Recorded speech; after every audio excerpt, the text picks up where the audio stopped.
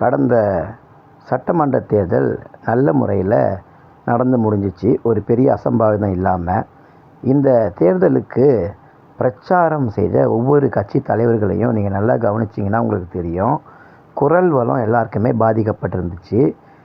குறிப்பாக சொல்லப்போனால் நம்முடைய முதலமைச்சர் மு க ஸ்டாலின் அவர்களுக்கும் பிரச்சாரத்தில் குரல் வளம் ரொம்பவே பாதிக்கப்பட்டுருச்சு.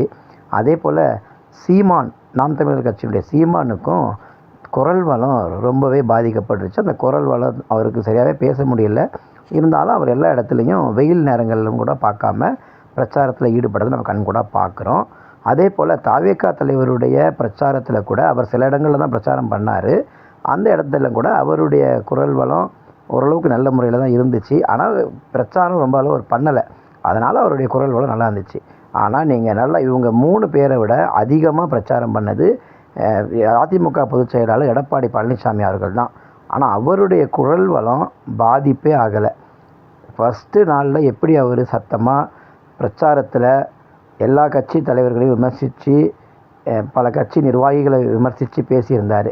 ஆரம்பத்தில் எப்படி அவரோட குரல் வளம் இருந்துச்சோ அதே போல் தான் இறுதி பிரச்சாரம் வரைக்குமே அவருடைய குரல் வளம் இருந்துச்சு.